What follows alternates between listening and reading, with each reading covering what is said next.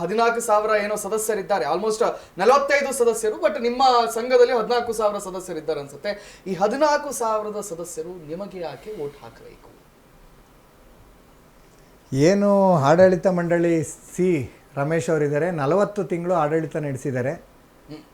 40 ತಿಂಗಳಲ್ಲಿ ಇಡೀ ರಾಜ್ಯದಿಂದ ಏನು 31 ಜಿಲ್ಲೆ ಇದೆ, 195 ತಾಲೂಕು ಸಮಿತಿ ಉಪಸಮಿತಿ ಇದೆ, ಎಲ್ಲ ಗುತ್ತಿಗೆದಾರರು ಇವರು ಏನು ಸಾಧನೆ ಮಾಡಿದ್ದಾರೆ ಅಂತ ಹೇಳಿ ನೋಡಿದ್ದಾರೆ.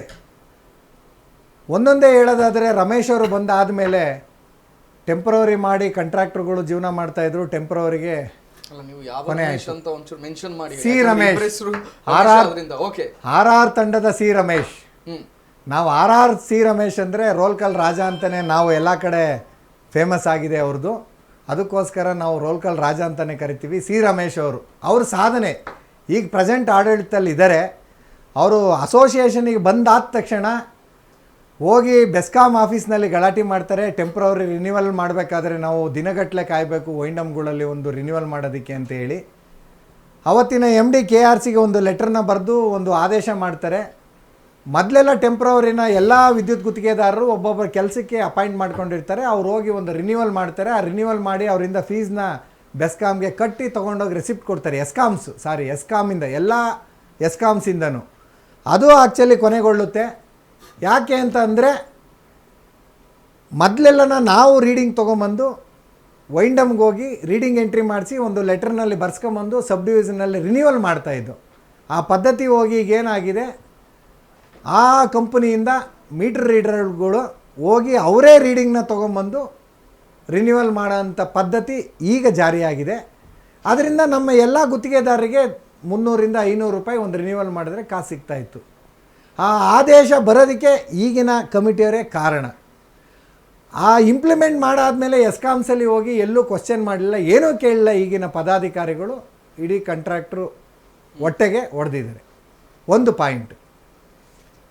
ಎರಡನೇದು, ಅವ್ರು ಏನು ಹೇಳಿ ಪ್ರಣಾಳಿಕೆ ಕೊಟ್ಟು ಸದಸ್ಯರ ಮುಂದೆ ಬಂದಿದ್ರೋ ಅದು ಯಾವುದೂ ಕಾರ್ಯಗತ ಇಲ್ಲಿವರೆಗೂ ಮಾಡಿಲ್ಲ.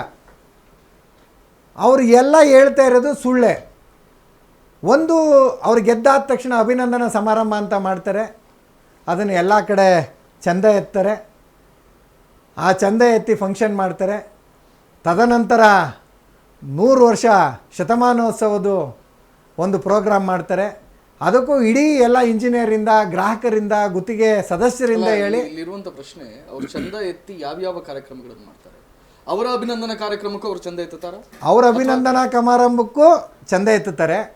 ಶತಮಾನೋತ್ಸವ ಸಮಾರಂಭಕ್ಕೂ ಚಂದ ಎತ್ತುತ್ತಾರೆ. ಅದಕ್ಕೆ ಉದಾಹರಣೆ ರೆಸಿಪ್ಟು ನಿಮ್ಮ ಹತ್ರ ಇದೆ, ನಾನು ಯಾರ್ಯಾರ ಹತ್ರ ಎತ್ತಿದ್ದಾರೆ ಅಂತ ಕೊಟ್ಟಿದ್ದೀನಿ ನಾನು ಮಾಹಿತಿ ನಿಮ್ಮ ಹತ್ರ. ಅದಲ್ಲದೆ ಒಂದು ಬೃಹತ್ ಹೋರಾಟ ಮಾಡ್ತಾರೆ. ನಮ್ಮ ಗುತ್ತಿಗೆದಾರರಿಗೆ ಇಡೀ ರಾಜ್ಯದಲ್ಲಿ ಪ್ರಾಬ್ಲಮ್ ಆಗಿದೆ, ಅದನ್ನು ಬಗೆಹರಿಸಬೇಕು ಅಂತ.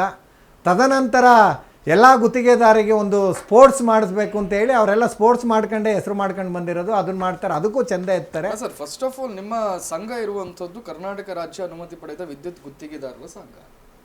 ಇದರಲ್ಲಿ ಸ್ಪೋರ್ಟ್ಸು ಇದರದ್ದೆಲ್ಲ ಅವಶ್ಯಕತೆ ಏನಿದೆ ಅಂತ ಇದು ಅವ್ರ ಪ್ರಕಾರ ಏನಿದೆ ಗೊತ್ತಿಲ್ಲ. ನಾವು ಅವ್ರ ಮೇಲೆ ಆರೋಪ ಮಾಡೋದಾದರೆ ಅವರು ಕಲೆಕ್ಷನ್ ಮಾಡ್ತಾ ಇದ್ದಿತ್ತು ಅವ್ರ ಪಾಕೆಟ್ ತುಂಬಿಸ್ಕೊಳ್ಳೋದಕ್ಕೆ, ಒಂದು ಫಂಕ್ಷನ್ ಮಾಡಿ ಅವ್ರ ಹೆಸರು ಮಾಡೋದಕ್ಕೆ.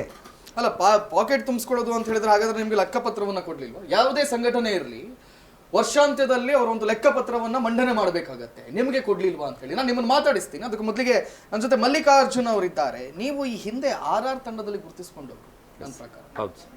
ಅವರ ಸಿ ರಮೇಶ್ ರವರ ಆಪ್ತರಾಗಿ ಗುರುತಿಸಿಕೊಂಡು, ಅದನ್ನು ಬಿಟ್ಟು ಈ ತಂಡಕ್ಕೆ ಬರ್ತೀರಿ, ಏನು ಕಾರಣ, ಯಾಕೆ ಅಂತ ಹೇಳಿ ನನ್ನ ಪ್ರಶ್ನೆ. ಸರ್ ನಮಸ್ತೆ. ನಾನು ಫಸ್ಟು SMK ಅವರ ತಂಡದಲ್ಲೇ ಇದ್ದಿದ್ವಿ. ಇಷ್ಟು ವರ್ಷ SMK ಅವ್ರ ಜೊತೆಲಿ ಇದ್ವಿ. ಅವರು ಕಾಲಹರಣ ನಿಧನ ಆದಮೇಲೆ ಇಲ್ಲಿ ಈ ಟೀಮಲ್ಲಿ ಸ್ವಲ್ಪ ಗೊಂದಲಗಳು, ಅದನ್ನು ನಿಭಾಯಿಸೋಕ್ಕಾಗ್ದಲೇ ಸ್ವಲ್ಪ ಏನೋ ಪ್ರಾಬ್ಲಮ್ ಆಯಿತು. ಆ ಟೈಮಲ್ಲಿ ಏನಾಯಿತು, ಇವರು RR ರಮೇಶ್ ಅವರು ಹಿಂದೆ ನಮಗೆ ಸುಮಾರು ಸರಿ SMK ಅವ್ರನ್ನ ಬಂದು ಭೇಟಿ ಮಾಡ್ತಾಯಿದ್ರು. ಅವ್ರ ಜೊತೆಲ್ಲೂ ಹೋಗ್ತಾ ಇದ್ವಿ. ಅಲ್ಲಿ ನಾವು SMK ಅವ್ರ ಜೊತೆಲಿದ್ದಾಗ ಕೆಲವು ಕಡೆ ಬರೋರು, ಇದು ಒಂದು ಸಾರಿ ನಮಗೇನಾದರೂ ಮಾಡಿ ಒಂದು ಸಾರಿ ನೀವು ನಮ್ಗೆ ಸಪೋರ್ಟ್ ಮಾಡಿ, ನೀವು 3 ವರ್ಷ ಆದಮೇಲೆ ಅಂತಲೂ ಕೇಳ್ಕೊತಾಯಿದ್ರು. ಅದಾದ ತಕ್ಷಣ ಇವರು ಈ ಜೊತೆಯಲ್ಲಿದ್ದಾಗ ನಾವು ಆಮೇಲೆ ಬಂದು ಇವ್ರೇನು ಮಾಡಿದ್ರು RR ಅವರು, ಇವರು ಇದನ್ನು ಆದಮೇಲೆ ನಮಗೇನಾಯಿತು, ಸ್ವಲ್ಪ ಇಲ್ಲಿ ನಮಗೂ ಸ್ವಲ್ಪ ಇನ್ನು ಯಾರು ಇಲ್ವಲ್ಲ, ಈ ಟೀಮ್ ನಡೆಸೋರು ಜಾಸ್ತಿ ಆಗ್ತಾ ಇಲ್ವಲ್ಲ ಅನ್ನೋ ಒಂದು ಪರಿಸ್ಥಿತಿಗೆ ಬಂದಾಗ ನಾವೇನು ಮಾಡಿದ್ವಿ, ಇವರು ಕೂಡ ಒಂದು ಬಾರಿ ಎಸ್ ಎಂ ಕೃಷ್ಣ ಅವರು ಕಾಲಾರಣ ಆದ ನಂತರ ಇವರು ರಮೇಶ್ RR ರಮೇಶ್ ಅಂತ ಏನು ಮೈಸೂರವರು ಇದ್ದಾರಲ್ಲ, ಅವರು ನಮ್ಮಗಳ ಹತ್ರ ಎಲ್ಲ ಒಡನಾಟಿ, ನಾವು ಜೊತೆಯಲ್ಲಿ ಎಲ್ಲ ಗುತ್ತಿಗೆದಾರರು ಬಾಂಧವರು. ಸೊ ಈ ಮೊದಲು ಅವರು ಕೂಡ SMK ಒಟ್ಟಿಗೆ ಇದ್ದಿದ್ರು. SMK ಟೈಮ್ ಇಲ್ಲಿರಲಿಲ್ಲ, ಅವರು RR ಟೀಮ್ ಅಂತಾನೆ ಕಟ್ಕೊಂಡು 1 ಬಾರಿ 2 ಬಾರಿ ಸೋತ್ಕೊಂಡು ಓಡಾಡ್ಕೊಂಡು ಜೊತೆಲಿ ಇದ್ದವ್ರೆ. ಅವರು ಮೈಸೂರಲ್ಲಿ ಜಿಲ್ಲಾ ಅಧ್ಯಕ್ಷರಾಗಿದ್ರು ಮೊದಲವರು, ಇಡೀ ರಾಜ್ಯಕ್ಕೆ ಅಧ್ಯಕ್ಷರಾಗಕ್ಕೆ ಬಂದರು. ಆ ಟೈಮಲ್ಲಿ ಅವರು 1 ಟೈಮ್ 2 ಟೈಮ್ ಸೋತರು. ಅದಾದಾಗ ಈ SMK ಅನ್ನೋರು ಏನಿದ್ರಲ್ಲ, ಅವರು ಹಿಂದಿನ ಕಾಲದಿಂದನೂ ಅವರು ಒಡನಾಟಿನಲ್ಲಿ ನಾವು ಇದ್ವಿ. ಅವ್ರ ಜೊತೆಯಲ್ಲಿ ಇವರು ಗೆಲ್ಲಕ್ಕಾಗಲಿಲ್ಲ, ಸೋತರು. ಅದಾದಮೇಲೆ ಏನಾಯಿತು, ಇವ್ರು ಕಾಲಾರಣ ಆದಮೇಲೆ ನಾವು ಇವ್ರ ಜೊತೆಲಿ ಹೋದ್ವಿ. ಅವ್ರ ಕತೆ ಏನು ಯಾವ ಥರ ಮಾತಾಡ್ತಿದ್ರು ಅಂದರೆ, ನಮಗೆ ಒಂದು ಬಾರಿ ಇವ್ರು ಯಾರೂ ಸರಿ ಇಲ್ಲ, ಇದರಲ್ಲಿ ಒಬ್ಬರು ರುದ್ರೇಶ್ ಅನ್ನೋರು ಒಬ್ರು ಇದ್ದಾರೆ ಸೆಕ್ರೆಟ್ರಿ ಅಂತ, ನಮ್ಮ SMK ಅವ್ರ ಜೊತೆಯಲ್ಲಿ ಅವ್ರು ಅಧ್ಯಕ್ಷರಾಗಿದ್ದರು ಸೆಕ್ರೆಟ್ರಿ. ಅವರು ಅವರು ನಿಧನ ಆದಮೇಲೆ ಇವರು ಸೆಕ್ರೆಟ್ರಿ ಅವರು ಮತ್ತು ಇನ್ನೊಬ್ರು ಯಾರೋ ಅಧ್ಯಕ್ಷರನ್ನ ಮಾಡಿಕೊಂಡ್ರು. ಆ ಟೈಮಲ್ಲಿ ಈ ಟೀಮ್ನ ನಡೆಸ್ಕೊಂಡು ಹೋಗ್ಬೇಕಾದ್ರೆ ಇವರು ಬಂದರು. ಓವರ್ ಆಲ್ ಈಗ ನಾವೇನು ಎಲೆಕ್ಷನ್ ಟೈಮ್ ಬಂದ್ವಲ್ಲ ಅದೇ ಥರ ಬಂದಾಗ ನಮ್ಮ ಸ್ಪೀಡ್ ನೋಡಿ, ನಮ್ಗೆ ಒಂದೇ ಬಾರಿ ಸಾಕು, ನಮಗೆ ಒಂದು ಬಾರಿ ನಮಗೆ ಕಾಲಾವಕಾಶ ಕೊಡಿ, ನೆಕ್ಸ್ಟು ಒಂದೇ ಬಾರಿ ನಿಲ್ಲೋದು, ನೆಕ್ಸ್ಟು ನಾವು ಎಲೆಕ್ಷನ್ ನಿಲ್ಲಲ್ಲ, ನಮ್ಮ ಸ್ಪೀಡು ನಾವು ಏನು ಮಾಡ್ತೀವಿ ಬರೀ 3 ತಿಂಗಳಲ್ಲಿ ನಮ್ಮ ಸ್ಪೀಡ್ ತೋರಿಸ್ತೀವಿ ಅಂತ ಎಲ್ಲರಿಗೂ ಫುಲ್ಲು ಯಾವ ಥರ ಅಂದರೆ ನೀವು ಅದ್ರದ್ದು ನಾವು ಬಿಡಿಸಿ ಹೇಳೋಕ್ಕಾಗಲ್ಲ, ಆ ಥರದಲ್ಲೇ ಫುಲ್ ಪ್ರಚಾರ. ಸರಿ ಆಯ್ತಪ್ಪ, ಏನು ಇಷ್ಟು ವಾಕ್ಚಾತುರ್ಯ ಇದೆ, ಇಷ್ಟು ಜೋರಾಗಿ ಮಾತು, ಈ ಥರದಲ್ಲೆಲ್ಲ ಮೈಂಡ್ ಇದೆ ಇವರಿಗೆ.